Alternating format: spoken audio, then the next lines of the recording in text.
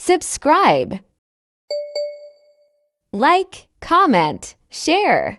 Matthew was already waiting for Elise at the entrance the moment school knocked off for the day. He had done so until she showed up at the gates. Then, he alighted from his car and walked toward her. "Give me your bag."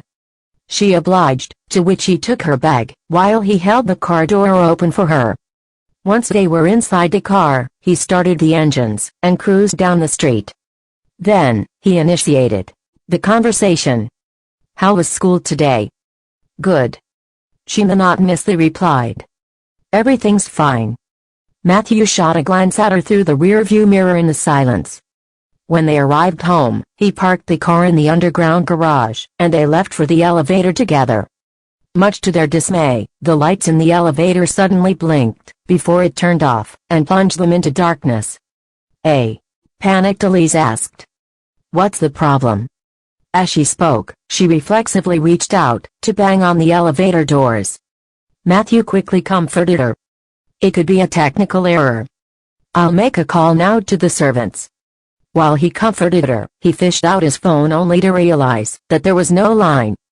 He also hadn't noticed that Elise was suffering from a full-blown panic attack as sweat beads formed across her forehead, while her body trembled violently. Elise's breathing was erratic and her body went limp a second later, after which she collapsed to the floor. When Matthew saw this happening, he asked in worry, "What's wrong? Are you okay?" What answered him was her chattering teeth, which he found to be rather odd. "Are you claustrophobic?" At that moment, she could not hear what he was saying. Even though she was taking deep breaths, she felt that her brain had gone numb. It was only at this time, when he realized that the situation was grave. Without any hesitation, he banged on the doors, and yelled to anyone who happened to be outside. Soon, the servants hurried over, but they couldn't help much, except to call the technician. "Young Master Matthew, are you all right?" He stared at the unconscious Elise sprawled on the ground. This was the first time Matthew stammered. "Oh, open the door. Oh, open I right now." Upon hearing the shouts from the other side, the servants then circled the ground in worry. At the same time, Alexander's car rolled in, and one of the servants immediately approached him, as soon as Alexander got out. "Young Master Alex, something's happened. Miss Sinclair and young Master Matthew are both trapped in the elevator." The moment Alexander heard those words, he knew that he couldn't afford to waste any more time, and rushed over to the scene. When he confirmed that the doors were stuck, he switched off the electricity, to restart the entire system. Within 2 minutes, the elevator started to work again. As soon as the doors reopened, he immediately noticed a pale Elise on the floor. Without further ado, he carried her in his arms and marched out. While staring at Alexander's back, Matthew's eyes darkened as he clenched his fists silently. "Quickly call the family doctor, and ask him to come over, as soon as possible," Alexander ordered the servants, while he had Elise in his arms. The servants who were all at home had panicked and rushed to get the doctor. Then, he brought her back to the bedroom, and placed her on the bed. Despite repeatedly calling out her name, she did not respond to him. On top of that, her hand was also twitching. Without saying any more, he firmly grabbed hold of her hand and only released it when the family doctor arrived. "Here, take a look at her. What's wrong?" Since the doctor had hurried over to give Elise a body checkup, Alexander could only leave the room. He ran into Matthew the moment he walked out, which caused his expression to darken.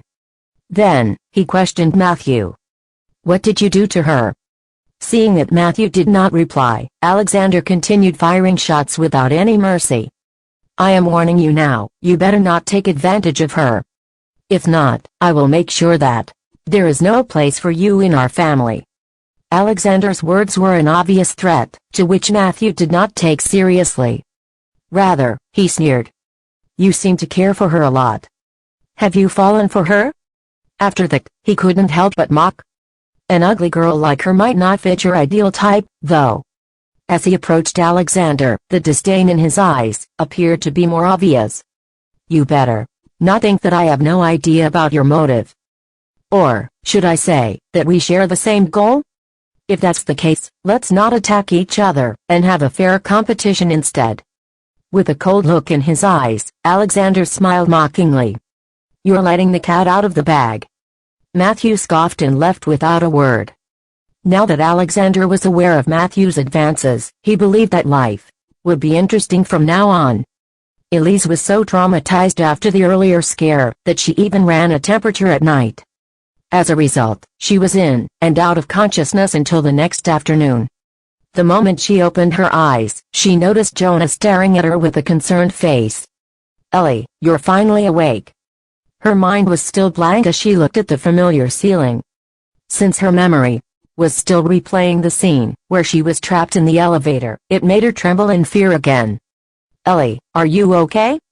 Elise shook her head. I'm fine now. Sorry to make you worry. Oh, please don't say that. I did not know that you are claustrophobic. In the future, I won't let this happen again. She grunted in acknowledgement. Not many knew about her claustrophobia, and to be fair to her, she hadn't suffered an attack in such a long time. At first, she thought that she was successfully in control of her deepest fears, but this incident clearly indicated that her claustrophobia would haunt her for her entire life. Ellie, tell me if there's anything that you crave. I'll have the servants prepare it for you. Since you're still recovering, you need more rest. Elise replied. Okay, I got it. Thanks, Grandpa. The experience had rendered her unwell for a few days, and she spent most of her time in bed. During that period, the young masters of the Griffith family took turns to take care of her. Jack had a few deadlines to meet, and when it was his turn after work to look after her, he looked rather annoyed. Still, the four brothers didn't dare to go against Jonah's words, and they obeyed his orders to attend to her. Regardless of how the men felt, Elise had gotten along well with young masters of the Griffith family during her recovery period. Alexander was the only one who received a different type of treatment. She was obviously shunning him to the point where he was well aware of her change in attitude. As usual, he brought a bowl of chicken soup on a tray to her room. The servants prepared this for you. Eat it while it's hot, he told her. She was in the midst of reading a book at the time and merely answered with a grunt. Then, he added, Are you going back to school tomorrow? Elise replied without raising her eyes. Yeah. Alexander was still confused about her thoughts, and didn't probe further. Remember to finish your food. I'm leaving now. He reminded her. This time around, Elise didn't bother to reply to him. After he left, she finally put down the book in her hands and sighed helplessly. For some reason, the sight of him brought her back to the night where they were alone with each other. Besides, she remembered that the servant informed her that it was Alexander who brought her into her room after she had fainted in the elevator. The moment she thought about it, she felt embarrassed. The person who gave her the experience of her first kiss and the first time being carried in a guy's arms was Alexander himself. Taking a glance at the chicken soup, which Alexander had brought her, Elise lost all appetite and took out her laptop instead. After turning it on, she logged into her own account and immediately saw the message Alexander had dropped her. This guy is rather generous, she muttered, judging him. But then again, she thought, if he's willing to pay me handsomely to be an interpreter, why shouldn't I do it? As long as I disguise myself well, he may not recognize me. Also, what's more important than making money? When she had thought it through, she replied, I'm charging 10 million. If you're all right with the price, we can leave anytime? Alexander's cell phone beeped curtly, whereupon he tapped the message open. Without hesitation, he replied, okay. I have to admit that he's really generous, Elise thought. She then decided to just go ahead with it and called Jamie. Jamie, get an ID and passport done for me with a random name, whatever name that's good enough to get me on a flight. Curious, Jamie asked. Boss, are you going abroad? Yeah. I'm making a trip abroad in a couple of days. Boss, you have a passport from Mestra, don't you? Jamie answered hurriedly. Why go through the hassle to make a new one? At his reminder, Elise recalled that she did have a passport from Mestra. At first, she was worried that Alexander would find out about her identity, put her name on That passport was a name which he didn't know. All right. Then book me a flight to Eris for the day after tomorrow. I got it, boss. Hanging up the call, Elise reckoned that she had to maintain a distance with Alexander on this trip to Eris with him, so that something like what happened the last time wouldn't occur again. After she had agreed to go to Eris with Alexander, she asked for leave from her lecturers the next morning on the pretext that she was going to visit her grandparents in the countryside. Meanwhile, when Jonah found out that she was going back home, he immediately sent someone to prepare lots of gifts. Elise, bring all these with you, and send my regards to your grandparents. Looking at the pile of gifts, Elise was a little concerned. Her initial plan was to make the trip back home after her return from Eris, but it seemed like there would be a change of plans, and she had to go home first. Okay, I thank you on their behalf, Grandpa Griffith. So, on that afternoon, she made a trip back to the prairie on the northwest with the gifts Jonah had prepared. As her grandfather, Robin, already knew that she was coming, he already instructed the servants at home to prepare the snacks she loved. Be a little more smart and alert once Ellie is back, he said to his wife, Laura. No matter what, we shouldn't try to make her stay, because we already agreed before this that we should take care of her marriage first. Knowing what was on his mind, Laura agreed. Don't worry. I just want to enjoy Ellie's visit, and I promise I won't make her stay. We'll let her stay a night at home, let her hang around a little, and then send her on her way after a meal. Yes, that's what we have to do. Just like that, the elderly couple reached an agreement, and waited until Elise returned to the home where she hadn't been back to for a long time. The moment she saw Robin, she ran straight into his arms. Grandpa, I missed you so much. Even though Robin was very excited to see his granddaughter, whom he missed dearly as well, he acted very calm on the surface and said, Looks like you still have some conscience, not forgetting to visit an old man like me. Hugging his arm, Elise said in a spoiled manner. Gramps, what are you talking about? You and Grandma are always on my mind. How are you two doing recently? Are you eating and sleeping on time? More importantly, did you miss me? Proudly, Robin answered. We're doing very well, but what about you? In the blink of an eye, a few months have already passed. So, how about that thing we spoke about before? Are there any boys from the Griffiths that you're happy with? Let me know if there is. I can. Before he could finish, Elise cut him off, saying, Grandpa, I rarely come home. Can we talk about something else instead? I knew this cunning girl was going to wriggle her way out of this. Robin thought inside. What a hard life I have. My granddaughter doesn't listen to me anymore, now that she's all grown up. He lamented with a sad and deplored face. Hurriedly, Elise added. Okay, Grandpa. I understand. I'll do as you say and try to check them out. But don't forget our agreement before this. If I don't meet anyone I like within a year, you can't bring up this topic anymore. Hearing it, Robin looked relieved and asked. So, there's no one you fancy now? Without thinking, she shook her head in reply, which only made Robin look helplessly at her. As they entered the living room, Laura, who had been trying to keep her emotions in check, watched on as she saw Elise walking in, and cleared her throat. So it's Elise who's back.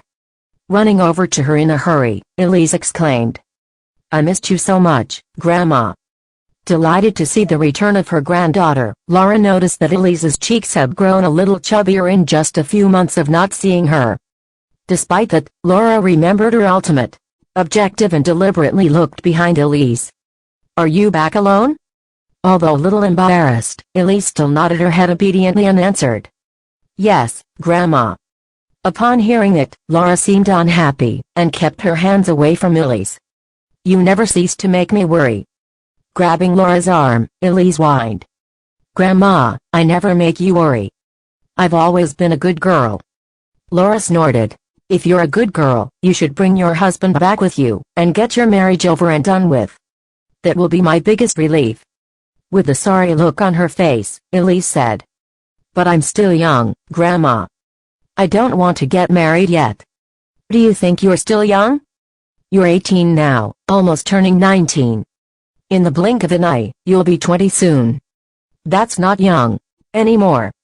When I was your age back then, I was already married to your grandfather. That's the norm at your times, but things are different now. People advocate marriages and having children at a later time. It's not too late, even if I get married 3 or 5 years later. Her words almost made Laura suffer a stroke as she exclaimed. You're planning to get married 3 or 5 years later? Are you trying to drive me to my grave? No, I'm not. Don't be angry, Grandma. Elise consoled in a hurry. I knew they'd urge me into marriage again, when I come back. She thought. I should have returned later. Staring at Elise, Laura seemed to have recalled something, and her eyes turned red, before she sighed deeply. Elise, your parents left before their time, and your aunt is still not married. Until now. Although we have our own children, your grandfather and I are getting on in age, and you're our only granddaughter. All we want is to see you set up your own family and career, so that we can put our minds at ease. Moreover, we need someone to take over our huge family business. You're not young anymore, and you shouldn't keep us waiting too long. I'm worried that we won't get to see that day. Every word she said drilled into Elise's ears, making her feel very uneasy. Since she lost her parents when she was young, she had grown up by her grandparents' sides. Now, their only wish was for her to find a fine partner, yet she kept disappointing them. Maybe I can really give it a try, Elise thought. Just for my grandparents' sake. Don't be sad, Grandma. I'll try my best, so don't worry about me. Seeing that Elise had softened her attitude, Laura knew that she had made the right move, and she quickly added. Well, you said it yourself. I'll give you another chance, then. The next time you're back, you have to bring along your husband, so I can meet him. All of a sudden, Elise felt that she had fallen into a trap, but since she had already said it herself, she could only agree. Okay, I'll try my best. Upon getting her word, all the sadness disappeared from Laura's face. Come here. Let me take a good look at you to see if you've grown any taller or chubbier. Speechless, Elise could clearly feel that she had fallen for her trap, but even so, she had no complaints about it. After having dinner with her grandparents, Elise went to her bedroom on the 3rd floor. Opening the door, she immediately saw a huge poster with the letter H printed on the bottom. Lifting her gaze, she stared at her own poster with an unreadable look in her eyes. However, very quickly, she looked away, and scanned around the room. Everything in the room was exactly how it was when she left. It showed how careful Robin. Then, she paced to the storage space in her room, and opened the door. The space was filled with digital albums and posters, and she found the limited edition of her own album she published back then. Since Michaela likes it so much, I'll bring a few albums for her. I think Matthew likes it as well, so I'll bring a couple for him, too. She muttered as she took out a few albums, and signed the letter H with a Sharpie pen. When she was done, only then did she leave the storage with the albums in her hands. Ellie. Laura suddenly called out, while pushing the door open. Setting the albums aside, Elise asked. What is it, Grandma? Laura walked into the room and passed her the lucky charm she got for her. Elise, take good care of yourself out there. The most important thing is your safety, she said while putting on the lucky charm around Elise's neck. Your grandpa and I are old, and we don't know how many remaining days we have. You're the only one that we worry about the most. Throwing herself into her embrace, Elise said. Grandma, I'll take care of myself, so stop worrying about me. You have to take care of yourself, too. Laura stroked her head. Yeah, I know how to take care of myself at this age. Actually, I came looking for you, because I have a favor to ask from you. While Elise was looking at her in confusion, Laura reached into her pocket, and took out an antique-looking locket.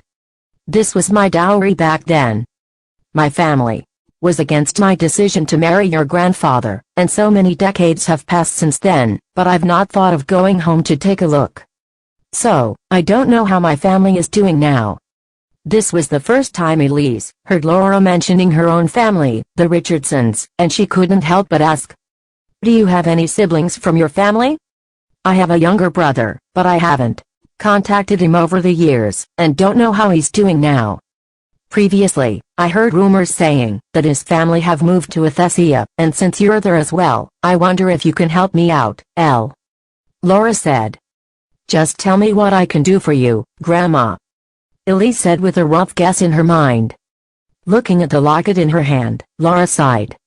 Although I made a tough choice not to contact them for decades, they're still constantly on my mind. If you have time someday, please help me look for them. Okay, I got it, Grandma. Elise replied. My brother's name is Leonard Richardson. Please send him my regards, if you find him. After making a mental note of the name, Elise said. Don't worry, Grandma. I'll ask around Athesia when I'm back there. Having received Elise's assurance, Laura nodded. Great. Thank you, Elise. You don't have to be so courteous to me, Grandma. If you would like to meet them someday, I can even. Before Elise could finish her sentence, Laura interjected. There's no need to meet up. I just need to know if they're doing well. That's all. Even though Elise didn't completely comprehend it, she respected Laura's decision and put it on her mind to remember this matter. So, Elise stayed a night at home, and said goodbye to her grandparents the next day. Before leaving, she even called for a courier service to have those albums sent to the Griffiths. After leaving her home, Elise didn't return to Athesia. Instead, she changed into a new look with a different makeup, and headed straight for the airport. With the Mestra passport she had from years ago, which was registered under the name Sayre, she checked in for the flight, and got her boarding pass. At the same time, Alexander had also arrived at the airport together with his assistant, Cameron. Mr. Griffith, here's your ID and passport. I've already checked in for you, and your boarding pass is here as well. Boarding will commence in another 20 minutes. Alexander nodded in reply, and checked the time on his wristwatch. Did you contact the interpreter? What time will she arrive? I called her, but nobody picked up the phone. Cameron answered nervously. Hearing it, Alexander knitted his dark brows tightly together, and whisked out his phone to call the number that he was given before. A couple of rings later, someone picked up his call and he asked, Hello, am I speaking to Sayre? Recognizing that it was Alexander's voice, Elise suppressed her own voice, and almost immediately, a neutral and rather hoarse voice echoed through the call. Yes, I'm Sayre. Mr. Griffith, I'm already at the airport. When he heard that she was already here, the expression on his face relaxed a lot. I'm at boarding gate number 153. Are you coming over? After checking the boarding pass in her hand, she explained. I'm sorry, Mr. Griffith, but since I'm in economy class, I won't be boarding together with you. We'll meet during the transit in Singapore later, then. Why don't you come over, and I'll get my assistant to upgrade you to business class? Alexander suggested straight away. In that case, we can also discuss the job on board. Thinking that she didn't have to pay for the upgrade fees herself, Elise immediately agreed. Sure. I'll see you in a while. After hanging up the call, Alexander waited in silence. Barely 3 minutes had passed, when a slender figure walked toward him steadily. The woman had chestnut brown hair, and was wearing black sunglasses. Although she was casually dressed, the elegance she was exuding was impossible to hide. Stopping in front of Alexander, Elise spoke first. Hello, Mr. Griffith. Looking up, Alexander saw an elegant and charmingly matured woman, whom he would not associate with the ugly Elise that he remembered. He stood up from his seat, and greeted her in a gentlemanly manner. Nice to meet you, Miss Sayre. Smiling gently, Elise extended her hand at him. It's a pleasure to meet you, Mr. Griffith. Returning her smile, Alexander shook her hand, but the moment their hands touched, he felt an inexplicable familiar feeling surging within him. With a calm expression, he surveyed the person in front of him and said composedly, Your reputation precedes you, Miss Sayre. Hopefully, we'll have a pleasant cooperation during the next few days. I hope so too. After Cameron was finished with the upgrade procedure, Elise and Alexander soon boarded the flight headed for Singapore. More than 10 hours of flight in transit later, they finally reached Paris. The moment Elise got off the plane, she was incredibly exhausted, but she was the only one amongst the three of them who could speak Irisian, so she was the most important person in the group. Despite her sleepiness, she had to help them to communicate with the locals until they reached the hotel. Upon contact with the bed, relief washed over her, and she fell into a deep slumber. Elise spent one whole day adjusting to the jet lag and only recovered on the third day. After waking up, she saw the message Alexander had sent her earlier. "Miss Sayre, I'll meet you at the hotel lobby at 8:00 a.m. She replied okay after reading the text, and then put down her phone. Then, she quickly washed up, changed into a set of formal business attire, and put on the glasses she had prepared earlier, making herself look like a professional career woman. When she reached the lobby, Alexander and Cameron were already there waiting for her. "Miss Sayre." Cameron greeted and passed a schedule to her. "This is Mr. Griffith's itinerary for the day. You'll need to accompany him the whole time as his interpreter, so your workload will be very heavy today. Are you okay with that?" Taking a glance at the schedule, Elise thought that it wouldn't be a problem and answered, "It's all right. I'm okay with it." With that reply from her, Cameron breathed a sigh of relief. He had been working as Alexander's assistant for years, and he knew his work attitude very well. When it came to work, Alexander had always been meticulous, and previously, Cameron was worried that Elise might delay the progress of their work, but he could now set his mind at ease after hearing her answer. The three of them got into an MPV car, and Elise started to brief them on the culture and geographical climate of Eris. Eris is a small country, with a population of not more than 10 million. Located in the Eurasian continent, it has a temperate continental climate with cold winters and warm summers. The annual temperature difference is rather huge. It is dry most of the time and it rains very little. It's summer now, so the precipitation is low and the air is quite dry. So, you can bring a bottle of warm water with you to quench your thirst, Mr. Griffith. You seem very familiar with Eris," Alexander pointed out casually after hearing her explanation. Composedly, she answered. "When I was in university, I fell in love with the fruit, medlar, and thought it would be a good idea to find out more about the local culture of Eris. As for learning the local language, it was only because I can gain more credits in university for learning a minor language." At a reply, Alexander couldn't help but steal a peek at her. "This girl looks like she's only around 20 years old, so I didn't think that she had already graduated from university. Looks like you did really well in your studies." "I was rather bright, and skipped a grade in the middle, so I managed to start university earlier," Elise answered honestly. "Where did you attend university?" Alexander asked next. "University of Edinburgh." At the mention of Edinburgh, Alexander seemed very interested. "What a coincidence. I did my double degree in Cambridge back then." As Elise had already seen his resume a long time ago, she was more than aware of his education background, and she didn't appear surprised to hear him mention it now. Anyone who could enter Oxbridge are talented people. It's easy to tell that you're a person who did really well in your studies. Even when complimented, Alexander didn't appear flattered. "You're indeed a professional interpreter, Miss Sayre. You're a very good conversationalist." Elise smiled politely, and time seemed to pass very quickly while they were chatting. In just half an hour's car ride, they reached their destination. The project that the Griffith Group would be working with the Eris government was an oil exploration project, and hundreds of millions had been invested. Knowing that Alexander would be arriving, the Eris government had sent their representatives to await him at the entrance, and the sounds of firecrackers greeted him when he arrived.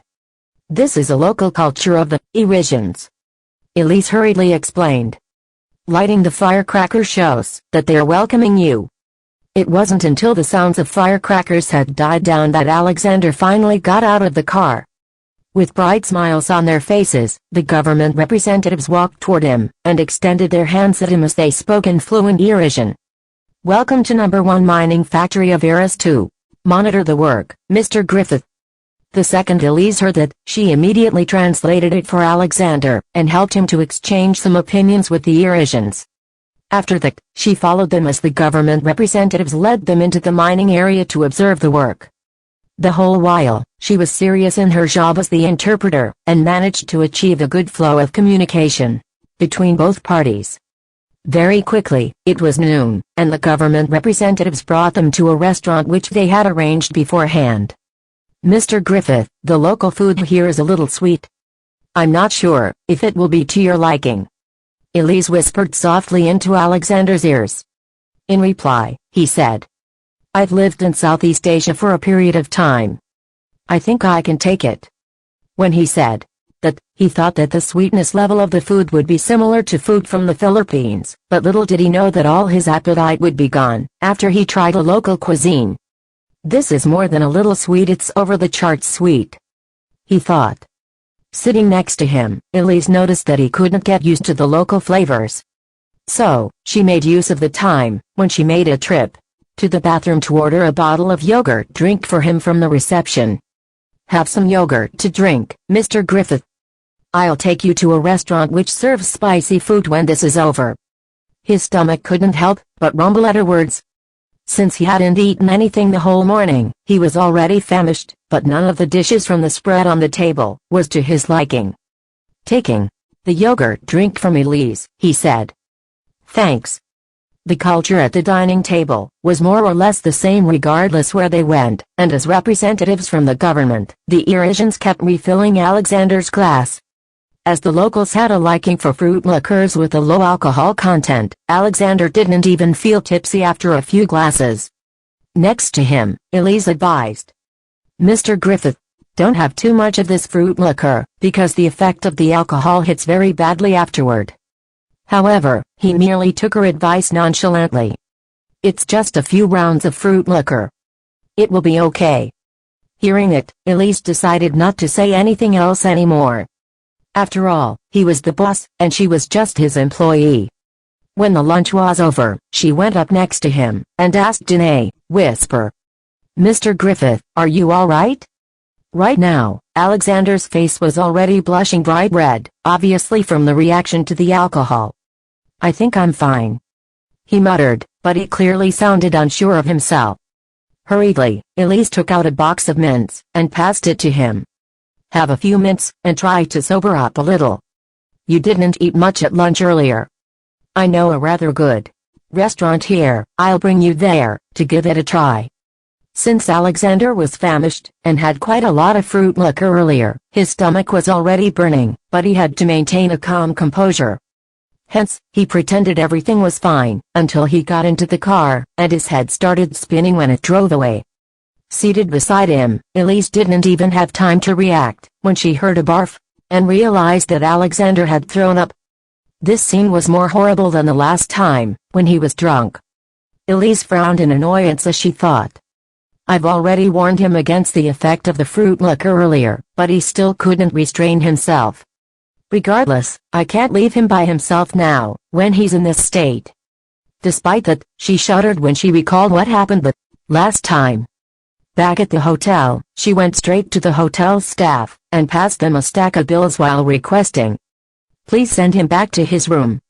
Seeing the wad of cash in front of their eyes, the hotel staff didn't even hesitate for a second, before he called another colleague over to help him bring Alexander back to his room. The next morning, Elise happened to run into Alexander when she stepped out of her room, and saw that he had already recovered his usual energy. "Morning, Mr. Griffith," she greeted. His eyes were fixed on her for a few seconds, before he finally uttered, "Morning." They got into the elevator one after the other, and the moment the doors slid shut, he said, "Sir, thanks for bringing me back yesterday." Then, he whisked out a check he had prepared beforehand, and passed it to her.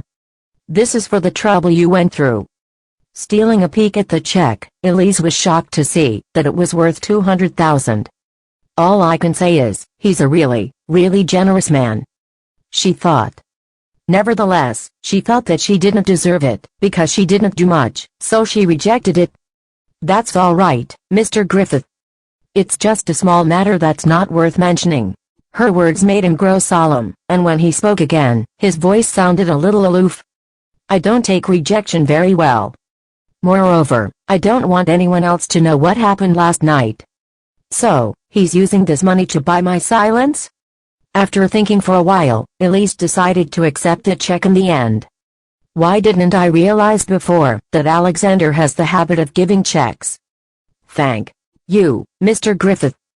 Rest assured that I won't breathe a word about what happened last night, she promised. With her assurance, Alexander was relieved, and he grunted in reply. Just then, the door slid open, and Elise let him out first out of politeness.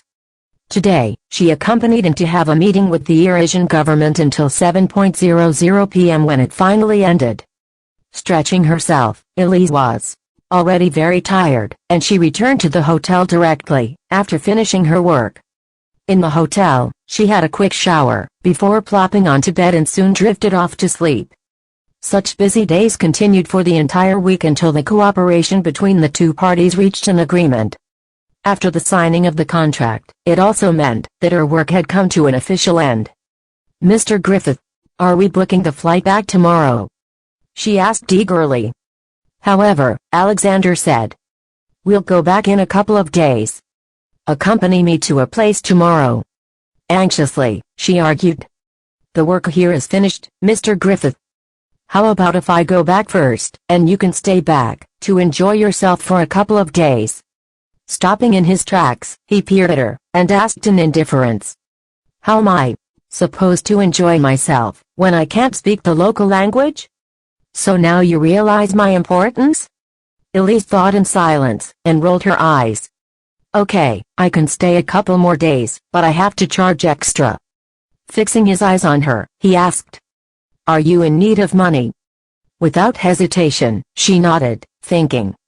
That's for sure. Everyone is in need of something as good as money. I'll pay you extra by hourly pay, he added. Elise's face lit up. Sure, Mr. Griffith. The next day, she woke up early in the morning, but Alexander only contacted her in the afternoon. When she saw him, she couldn't help but ask. Mr. Griffith, didn't you say that you wanted to go out? Why did you contact me so late in the day? Don't you know that I'm paid hourly? This delay has caused me a big loss. Of course she could only say the last part in her heart, and not out loud at him, because she didn't have the guts to. Despite that, Alexander seemed to have read her mind. I can save some money by using your services a few hours less. Speechless, Elise complained silently. What a frustrating capitalist he is. But on the surface, she plastered on a smile and asked. So, where are we going today, Mr. Griffith? Instead of answering her, Alexander led her into a cab, and passed the address on his cell phone to the driver, who drove the car to their destination. Eris was renowned in the world for its soil industry, but another specialty of this country was stone gambling. The last thing Elise could think of was Alexander bringing her to a stone gambling market. In the world of stone gambling, such a saying existed: a cut could make one rich and another poor, while another cut could change one's destiny and reduce another to rags. Both of them hopped off the cab, and what awaited them was a couple of historic, old streets. All along the streets, shops and stalls of different sizes selling mineral rocks with a variety of shapes and colors lined the streets. It was Elise's first time to visit such a place. Are we here to buy rocks? She asked in confusion. Yeah. Come and take a look at this. Then, they took the street on the right, and ventured into the path. Suddenly, Elise realized that there were not only locals here, there were also some Europeans and Africans who looked really sharp, and she reckoned they were businessmen. Alexander brought her to a street corner and stopped. With his eyes fixed on a rock, he said to her, "Ask him for the price of this rock." Following his orders, Elise spoke to the seller in fluent Eurasian, but a bewildered look flashed across her face when she heard the price for the rock. A shitty rock like this costs 8,000? Raising his brow, Alexander asked. 8,000 in which currency? Of course it's in US dollars. The person who buys this shitty rock for 8,000 US dollars must have a hole in his head. Just as the words left her lips, Alexander said, "I'm buying the rock. Go and buy it for me." Shocked beyond words, she gawked at him in disbelief, but she was only his interpreter now, and it was none of her business what her employer wanted to buy. Therefore, she swallowed back her advice to him against buying it. and spun around to negotiate with the stone seller instead. In the end, she made use of her bargaining skills and managed to get a $500 discount, closing the sale at $7,500. Elise was at a loss for words when she held the rock in her hand, but Alexander was expressionless as he continued walking. On the way, he ended up buying 5 pieces of stones in different sizes, with each ranging from $5,000 to $20,000. As Elise watched him hand out wads of cash, she could feel her heart wrenching. "Mr. Griffith, what are you going to do with these stones?" Instead of answering her, Alexander glanced at the rocks she was holding and said, "Let's find a place to cut them open." And so, Elise followed him into a store, and when people heard that they wanted to cut their stones, many people in the store gathered around them. "You didn't buy the stones from me, so there will be a charge for the labor fee. For every stone we cut, it will cost $1,000. The owner of the store said. Rich people really know ways to spend money, Elise thought in sarcasm and asked. Do you still want to cut the stones here, Mr. Griffith?" The next second, Alexander took out his credit card and swiped it. Since this was how the situation had turned out, the only thing left for Elise to do was pass the stones in her hands to the craftsman. At the same time, the crowd in the store stared at the stones which were about to be cut open, and moved in closer. The craftsman studied the first stone, and he reckoned that it wouldn't show any signs of jadeite judging from the pattern and the color of the stone, so he asked Elise, "How would you like to cut it?" Before she could translate, Alexander interjected. "Start cutting from the left side, and then cut it into half." After she conveyed his message, the craftsman brought the stone to the machine straight away. People in their line had very steady hands, and they were incredibly meticulous. Therefore, the cutting process was a little slow, and as everyone watched in anticipation, the first stone proved to be a waste. Everyone sighed, and even Elise felt that it was a pity. Tens of thousands of dollars is gone just like that, she thought. "Miss, are we going to continue cutting?" the craftsman asked, whereupon she turned to Alexander. "Continue cutting the others," she answered. "Well, I don't feel the pinch, since it's not my money, anyway." Immediately, the craftsman cut another of Alexander's stones, but after cutting 3 stones continuously, not a single shard of jadeite could be seen. The crowd were beginning to lose their interest, and amongst them, Elise sighed helplessly. On the other hand, Alexander peered at the last stone composedly and said, "There's still 1 stone left. Cut it as well." After hesitating for a couple of seconds, Elise advised in a whisper, "Mr. Griffith, let's not cut that last one.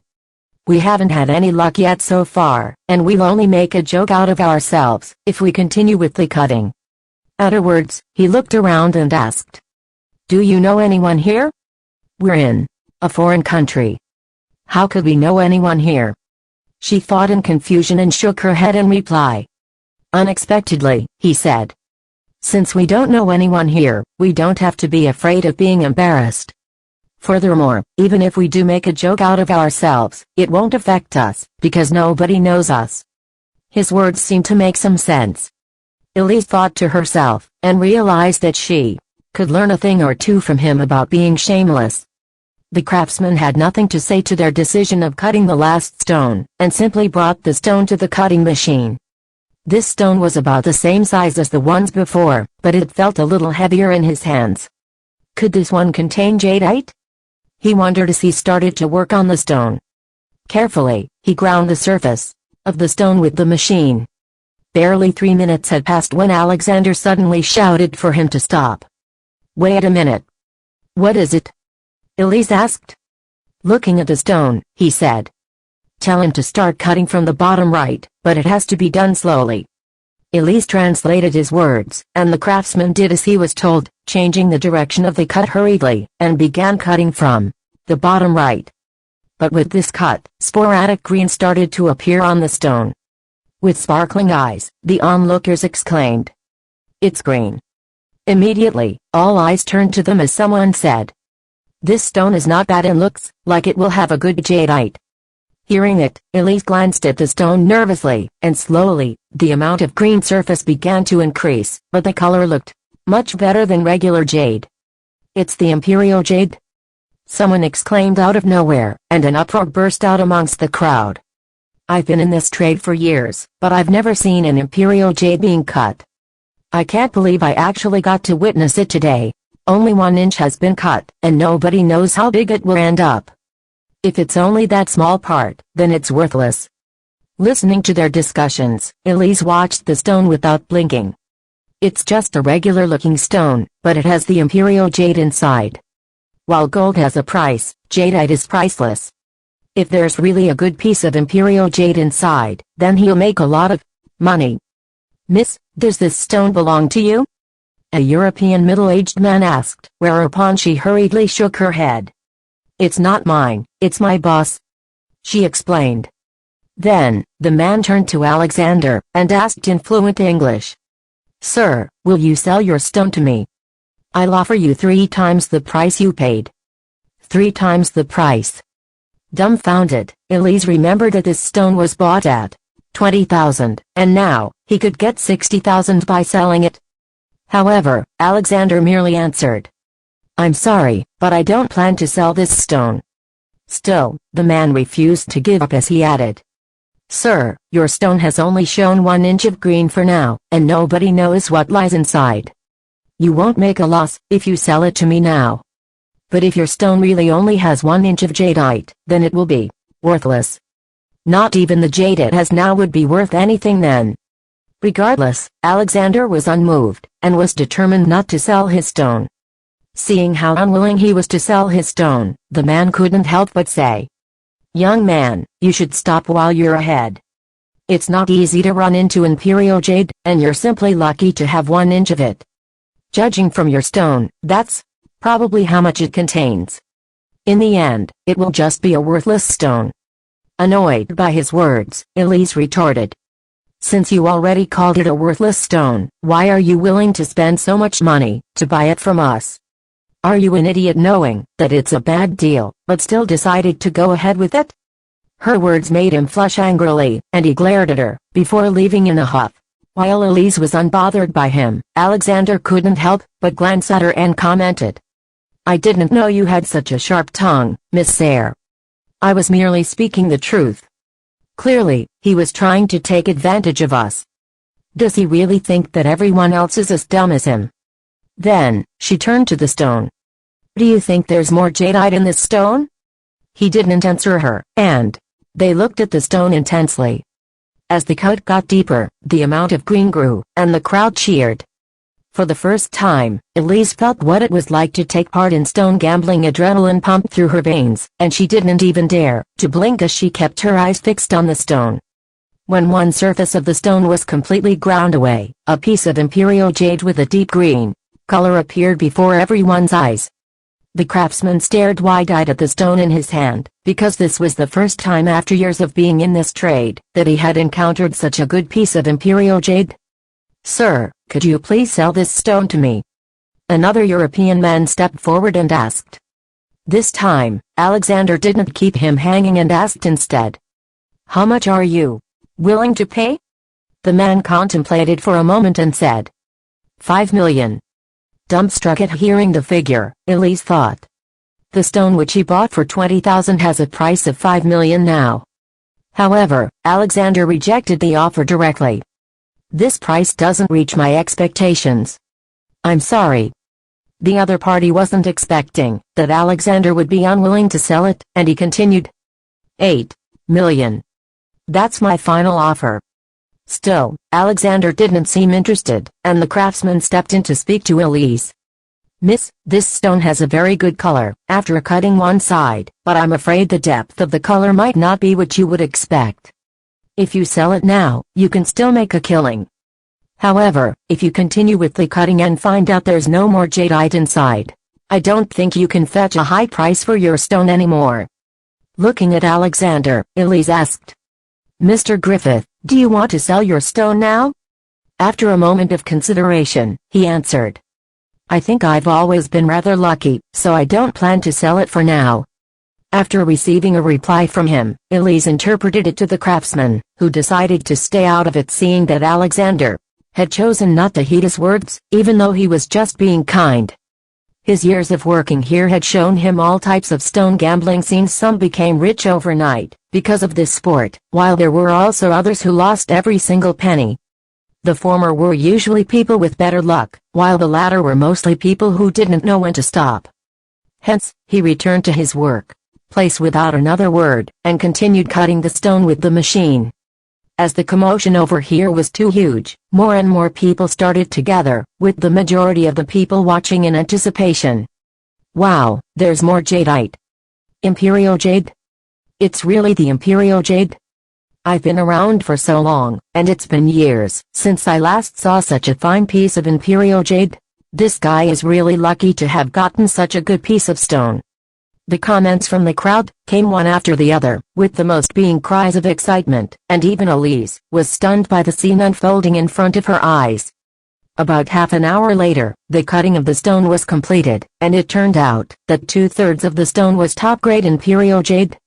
Based on the color and look, it was estimated that it would worth at least hundreds of millions if made into a complete jewelry set. Congratulations, sir. Your stone is the prettiest Imperial jade I've seen in my years of experience in this business. I know a few jewelry companies, and I wonder if you will be interested to know them. Elise interpreted his gentleman's words to Alexander, who replied, "If the price is good, I can consider selling it." When Elise had translated his intentions into Irasian, excitement washed over the crowd, and a few interested buyers came forward to ask about the price. 30 million. I'm paying 30 million for this stone. Will you sell it to me? I can offer 35 million. 38 million. I hope you'll consider our jewelry company. Someone offered and passed a business card to Alexander. Peering at the card, Alexander saw that the man was from the third largest jewelry company in the world, and he announced his lowest price. 50 million. If you're agreeable, I'll sell this jade to you.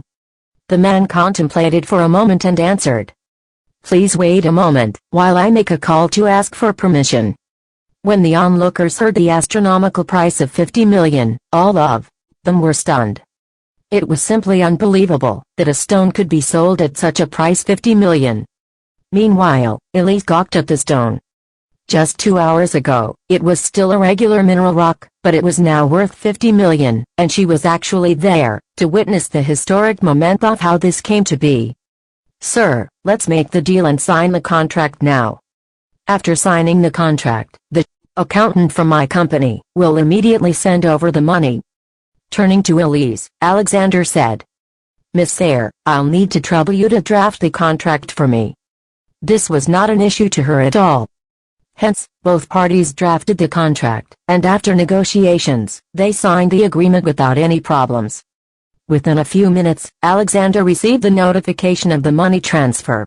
After all was said and done, Elise left together with Alexander, but she was so shocked, speechless, that it took her a while before she spoke again. "Mr. Griffith, I think you kinda have a little of my admiration."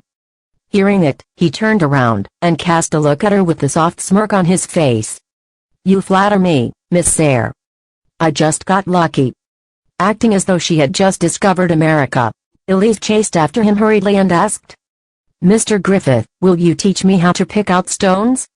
"Huh? You're interested, Miss Sayre?" he asked with raised brows. Elise bobbed her head eagerly. Her interest was in anything that could make money.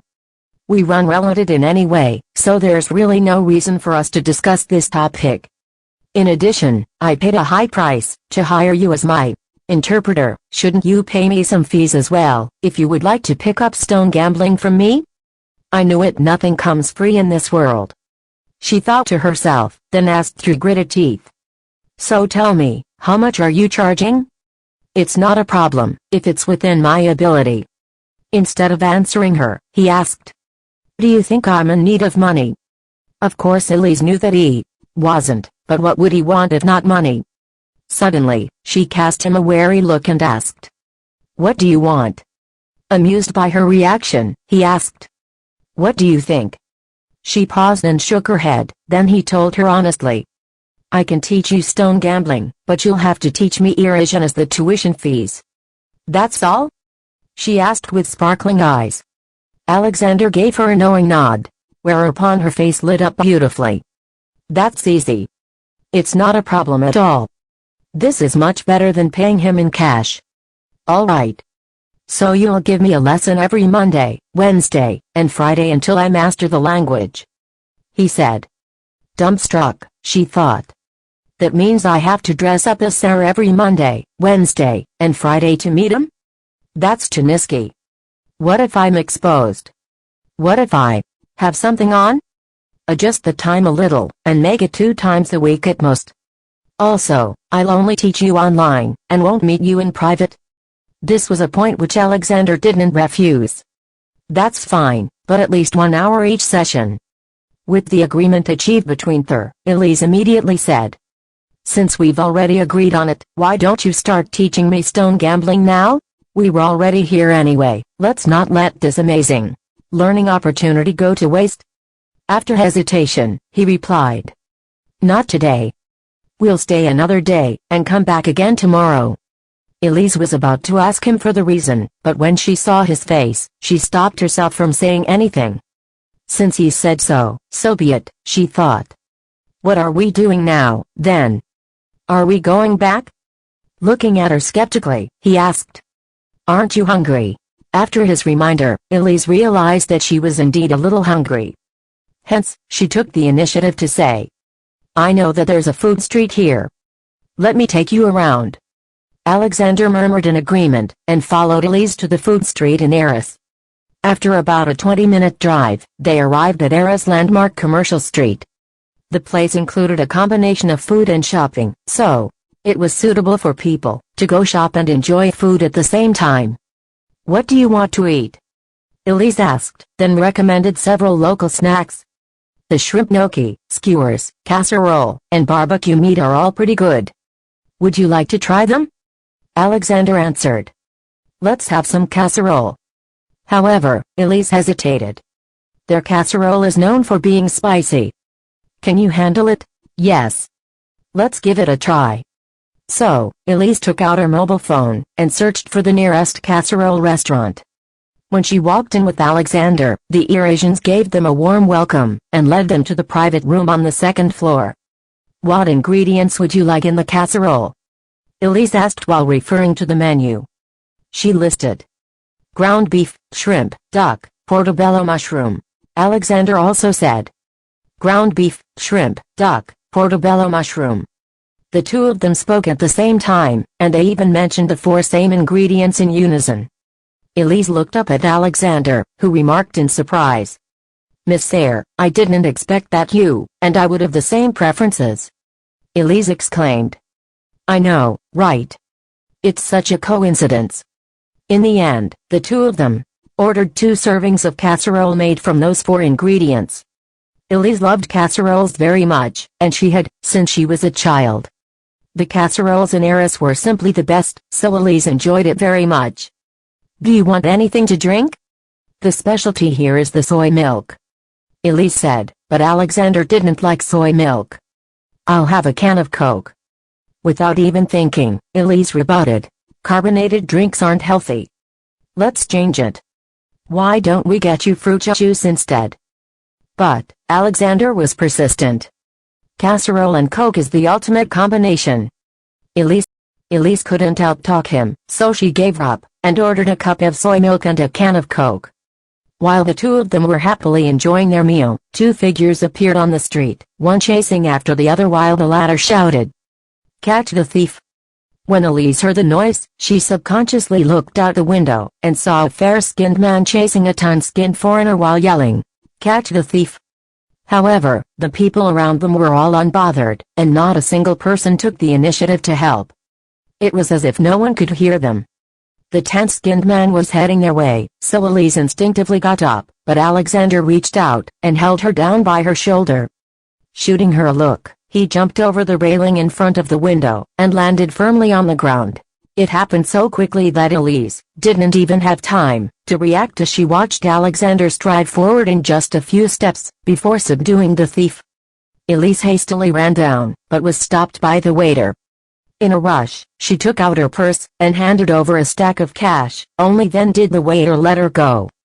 When she walked out, the crowd had already surrounded the thief that Alexander caught. Fair-skinned man caught up, and managed between breaths. "You wretched thief! How dare you steal from me?" The man cursed, then unmercifully extended his foot, before kicking the foreigner. Even so, the man held on tightly to his wallet, unwilling to let go. "Thank you for your help, kind sir. I've called the police, and I believe they'll be here soon." The fair-skinned man spoke to Alexander in their local slang, but Alexander replied in English. "I'm Citadelian." The Eurasian wasn't expecting this, so he was surprised. "Thank you so much. Who would have thought I'd bump into a fellow Citadelian?" While conversing with the man, Alexander glanced at the thief, who was on the ground after being subdued, thereby noticing that the thief didn't look frightened at all. "Hurry up and return my wallet to me. Otherwise, I'll make you suffer," said the Eurasian as he reached out to grab the wallet from the foreigner's hand. Unexpectedly, the man didn't hesitate in the slightest, before he bit down hard on the Eurasian's hand.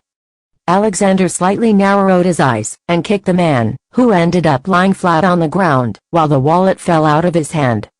The foreigner didn't care anymore, and simply got up from the ground before running away. The Eurasian wanted to chase after him, but the foreigner ran away so quickly, that he disappeared into the crowd in an instant. "You should take a look, and see if anything's missing."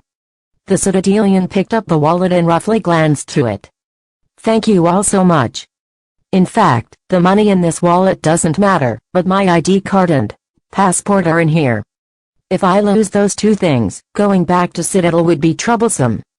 The embassy of Eris is located so far away from here, and it's also very troublesome to go through all the procedures. So, thank you very much." Alexander replied nonchalantly. "It was nothing. Don't mention it." The man then took out a business card, and handed it to Alexander. "This is my business card. If you ever need anything in the future, feel free to contact me." After briefly scanning through the business card, Alexander was surprised. "You're from Northcliffe." In fact, he was the successor of the famous Hayes enterprise in Northcliffe. "This is such a small world." Frederick Hayes gave a brief explanation. "My family is doing business in Northcliffe, so I'm getting by all right. If you encounter any difficulties in Northcliffe in the future, or if there's ever a situation where I can be of use, feel free to get in touch with me." Keeping his business card, Alexander said, "I'm Alexander Griffith from Athesia. I believe fate has brought us together." Frederick's eyes lit up when he heard his name. "Are you Alexander Griffith, the leader of the Griffith family in Athesia?" Alexander was well known in the industry for his resolute business methods, so his name wasn't foreign to Frederick, who didn't expect to meet the man here today. "It's a pleasure to meet you, Mr. Griffith. I'll definitely visit you when I go to Athesia someday." Alexander gave a slight nod. "That's kind of you, Mr. Hayes." As the two were talking, the phone in Frederick's pocket rang. "Mr. Griffith, I have some business to attend to, so I'll take my leave first. I'll see you again someday." "Hope to see you too." After sending Frederick off, Elise couldn't help studying Alexander before saying, "I didn't expect you to be so agile, President Griffith." He was brave enough to jump from the first floor just like that. One floor was at least 3 meters high, yet he wasn't afraid of injuring his legs. Coming back to his senses, he answered, "At that moment, I didn't think much about it and just jumped. Let's go back and continue eating our casseroles." Elise withdrew her gaze and followed Alexander back upstairs to continue eating. When the two of them had had their fill, they left the restaurant. To their surprise, as soon as they walked out, they were surrounded by a group of tan-skinned foreigners. What was more surprising was that the leader was the foreigner who had just escaped. Elise was dumbfounded as she took in the fierce expressions on the dozen or so foreigners they were faced with. "That's them. Attack them," the leader ordered sternly, whereupon Elise and Alexander exchanged looks and came to a tacit agreement. Standing back to back, they stared vigilantly at the group of people. "What do you want?" Elise asked, but the foreigner ignored her and directly pounced on her. She dodged to the side, and in the next second, Alexander kicked the foreigner's stomach, causing the latter to take several steps back. They were creating a huge commotion, so all the pedestrians moved far away from them, afraid of getting involved. When one of the foreigners saw that they were attacked, he waved his hand, and 4 to 5 of them moved forward. Alexander was fast and immediately defeated 2 of them, but the foreigners approached them one after another, causing Elise to feel a little worried. "We can't carry on this way. I think it's still better for us to run." Alexander murmured in agreement, before punching a man's face. He used so much strength that the man's mouth overflowed with blood, but Alexander didn't have the slightest intention of stopping. Several of the foreigners glanced at each other, instantly understanding that Alexander wasn't easy to deal with, so 7 to 8 of them surged forward together, and attacked him from different angles. When Elise noticed this, she didn't waste any time in extending her legs and kicking them. The 2 of them worked in perfect coordination, and they easily defeated a group of people, until they were all on the ground. "Let's go," Alexander said as he grabbed Elise's arm and started running. "Quickly chase after them. Don't let them get away," the foreigner shouted, and a few of his followers began to pursue them. Alexander led Elise as they weaved through the crowd, until they managed to hide in an alley. Elise took a look around, before pointing to the right side of the street.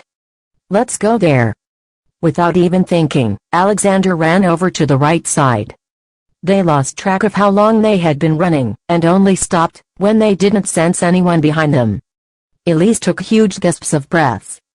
It was her first time being pursued like this.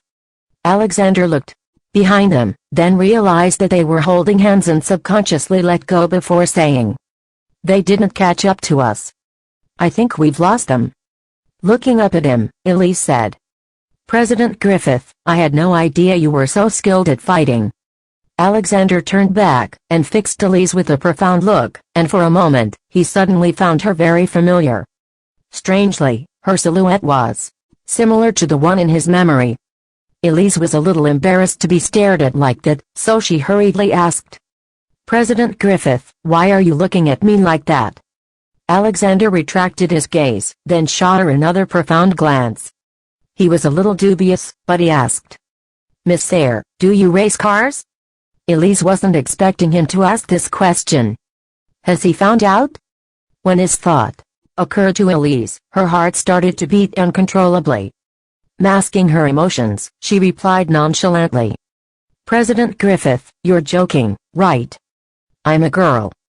How could I possibly know how to race cars? I don't even have a driver's license." Alexander figured that he must be mistaken. How could she possibly be the girl who raced with me? Oh, it was just a random question. Alexander controlled his emotions as well. "Let's go back." When Elise heard this, she was relieved. Agreeing with him, she followed beside him as the 2 of them walked in the other direction. After going back to the hotel, Alexander's suspicions weren't completely eliminated, so he made a phone call. "Help me investigate this person called Sayre. I want all of the information about her, including her journey through life, since she was young, her hobbies, and everything she likes." "Okay, President Griffith." After hanging up, Alexander couldn't help but laugh as he wondered what was going on with him. He had just seen someone with a similar silhouette as her, yet he was already trying to find out information about her. I must be under a spell. The next day, Elise followed Alexander to Jade City again. But, this time, he chose to use another street, where the stone path didn't look the same as the one they used before, and there were only a few drabby workshops around them. Feeling a little curious, Elise asked, "Why did we come here?" Alexander explained, "Few people come here, so we might be able to get good stones here." Elise nodded knowingly. She followed Alexander into a shop, selling stones, and only then did he speak. "Choose the stones which you think are good first. Treat it as training." Elise didn't understand what Alexander meant, but since she had decided to learn stone gambling from him, it was only natural that she had to obey him. So, she began looking around the shop, and ended up choosing 2 stones that she found suitable. "Sir, how much are these 2? The boss was unfamiliar with Elise, so he randomly stated a price. "The left one is 200,000, while the one on the right is 350,000. Elise was a little pained. They're that expensive? The boss glanced at Elise, then figured that she wouldn't buy the stones, so he said, "The stones in our shop are of pretty good quality, and they have a high possibility of containing jadites. If you're just taking a look, I suggest you go to another shop. Don't waste my time." When Elise heard this, she undoubtedly understood that he thought she wasn't going to buy the stones. Originally, she wanted to obey Alexander and buy these 2 stones as practice, but now, she decided not to buy them. "Forget it, then. I'll take a look at the other shops." With that, Elise pulled Alexander to the stone shop on the opposite side. The owner of the first shop long expected that Elise wasn't going to buy anything, so he couldn't help sneering. Everyone thinks that they are such experts these days. Compared to the surrounding shops, the stone shop on the opposite side was rather deserted. Besides the owner, there wasn't a single customer. "President Griffith, what do you think of this shop?" Alexander cast her a sweeping glance, then said, "You can see for yourself first. Choose 2 pieces as practice." Elise couldn't stop herself from silently cursing him when she heard him say those words again, but she still walked around the store. When the owner saw that he had customers, he greeted them enthusiastically. "Take a look here. We have the highest quality stones here. You can choose whatever you want." Elise followed the shop owner around and learned about the several types of rough stones available in the shop, then eventually picked 2 of them. "Sir, please help me cut open these 2 stones." Upon hearing this, the owner was obviously a little uncertain as his shop hadn't had any business for several days now. "Are you sure you want these? Over here, we charge up front." Without hesitating, Elise took out her card and swiped it, spending 100,000 in one go. Upon seeing how resolute Elise was, the owner said, "If that's the case, let me get the master to cut it open for you." Elise figured this was good, because she had just saved herself the money of hiring a master. Then, the shop owner called a stone master over and retrieved Elise's stones. "Miss, you have good taste. These stones look good." The boss couldn't help but praise. Although there wasn't much of an expression on Elise's face when she looked at the 2 stones, she was still looking forward to it. The stone master carefully cut open the rough stone and slowly went deeper until he reached the center, but there was no sign of anything green at all. The owner was flustered, and sweat beaded his forehead. "Why don't we try opening the other one?" Elise could accept such an outcome. After all, stone gambling was also gambling, so she had to be willing to admit defeat. "Okay. Let's open the next piece." The boss hurriedly asked the stone master to cut open the other piece of stone, and he didn't forget to remind the stone master to be careful. They didn't expect that, after it was opened, it was still just a piece of junk. Elise let out a soft sigh. Having lost another 100,000, she looked at Alexander, who just gave her a soothing look. "It's just a piece of stone, so it doesn't matter. You can still look around." Elise, on the other hand, was a little dejected. "Forget it. Let's not waste any more money. Let's find something fun to do." Alexander replied. "You're giving up this easily? It seems like you're pretty half-hearted about this." Elise couldn't quite accept this kind of judgment, so she pouted. "Maybe I just don't have the talent." Alexander simply reassured her. "You have to keep your cool when gambling on stones, don't get distracted. And when choosing stones, you can decide, based on multiple features, such as color and texture. There's even a belief that the most inconspicuous things will often produce the greatest outcome. Carry on searching with this mentality, and see if you can find the stone you like." After hearing his encouragement, Elise glanced at the stones around her. In the end, she decided to give it another try. So, she studied the stones in the shop once again. After circling 2 rounds, she stopped in front of a bunch of stones near the entrance. The shop owner sighed and said, "Miss, these are the cheapest stones in our store. If you want them, I'll sell them to you at 3,000 per piece." By saying that those stones were the cheapest, he was implying that they were simply useless. In the eyes of experts, it was impossible for them to contain jadeite. Regardless of whether it was in terms of their quality or color, they were the worst. Squatting down, Elise looked at 2 of the stones, which weren't big nor small. They weren't expensive anyway, as they were only priced at a few thousand, so she could just buy them for fun. I want these 2 stones. The shop owner didn't expect that Elise would actually spend money to buy this kind of stone. As a businessman, he still had to maintain his reputation, so he couldn't help but remind Miss, the probability of this stone containing jadeite is very low, so low that it can be said to be negligible. The owner's meaning was obvious. The only thing left to tell Elise was that she was wasting her money by buying these stones. Elise understood that the owner had good intentions, but she felt that these 2 stones weren't that terrible, so she just bought them. After she paid, the owner didn't say anything more. At this moment, Alexander, who was next to her, said, "Since you've already bought them, let's just cut them open." This was Elise's plan as well, so she requested, "Sir, I'd have to trouble your stone master to help cut these open again." The owner understood and called the stone master over. Upon taking a glance at the 2 stones Elise bought, he knew that she was a novice, as she had chosen the stones with the worst quality.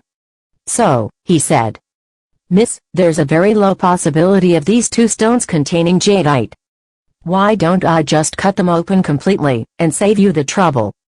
Just as Elise was about to say something, Alexander interrupted and muttered something in her ear, causing her eyes to light up. Staring at him, she asked with uncertainty, "Really?" After Alexander gave her a nod, Elise said to the stone master, "Please help me cut the stone from the right side of the back of the stone. Cut it slowly, and be more gentle."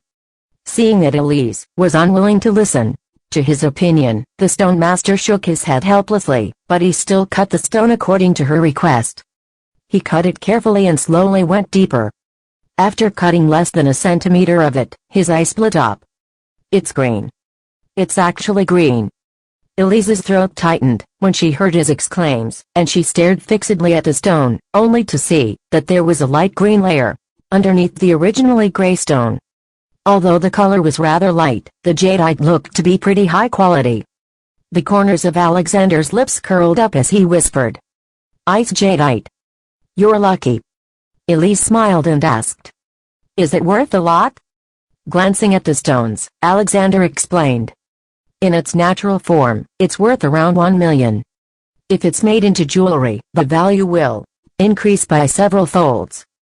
But this kind of jade is rare, and has great collection value." Elise was beside herself with joy. "I wonder how much jadeite is in there." She waited patiently until the piece of stone was completely cut open, revealing about 30 centimeters of ice jadeite. "Yes, this stone is indeed good." The owner of the shop couldn't help but exclaim, "I never thought that a rough stone like this could produce such a beautiful ice jadeite." When pedestrians passing by the store heard that a jadeite was revealed, they crowded around to watch. After learning that such a good ice jadeite was produced from such a rough stone, all of them went in one after another. All of a sudden, a lot of customers poured in, and the store owner was instantly busy. "What are you going to do with your jadeite?" Alexander asked. Smiling, Elise answered, "Such a huge piece of jadeite can be made into a pair of bracelets. I can give it to Grandma as a present during her next birthday." When Alexander heard this, he completely gave up his idea of buying the gemstone. "I know a stone processing company. They're pretty good. I can recommend them to you." Elise hurriedly thanked him. "Thank you, President Griffith." Getting an icy jadeite placed, Elise in a good mood. She then remembered what Alexander had told her. "President Griffith, do you have some sort of special vision? How do you know that the stone I bought will definitely contain jadeite? And you even knew clearly which method to use." Alexander just gave her a mysterious smile, but didn't answer her question and simply said, "That's why I am the master, and you're the apprentice." His reply rendered Elise speechless. "However, I still have to remind you that stone gambling is based largely on luck. You can't take it as the foundation of making a fortune, and get addicted to it. After all, there were millions of people in the world, and too many of them lost their homes and lives due to their addiction." Elise understood what he meant, so she assured him, "Don't worry. Unless I'm with you in the future, I definitely won't come to such a place by myself. Alexander was a little relieved. That's enough fun for the day. We should go back. Elise nodded. Okay. In the afternoon, Elise and Alexander took a flight back to Citadel. After getting off the plane, they said their goodbyes. President Griffith, I hope to have the opportunity to learn more from you in the future. Slightly raising his eyebrows, Alexander said. There'll be a chance soon. After all, my e-vision still requires your guidance. Elise's lips curled up into a smile. Don't worry, President Griffith. I'll do my best. After this, we'll meet online on Mondays and Wednesdays. As she spoke, Elise waved to Alexander. After watching him leave, she turned around and was going to leave as well, but an ID card under her feet caught her attention. She picked it up and found that it was Alexander's, so she quickly chased after him. President Griffith, you dropped your ID card. Alexander stopped walking and felt around his pocket. His ID card was indeed gone, so he accepted the card that Elise handed to him. Thank you so much, Miss Sayre. Elise answered politely. You're welcome, President Griffith. Goodbye. After Alexander left, Elise wasn't in a hurry to leave, but took out her mobile phone instead. She just saw that Alexander's birthday was April 6th, and today was April 3rd. His birthday is coming soon? Subscribe. Like, comment, share.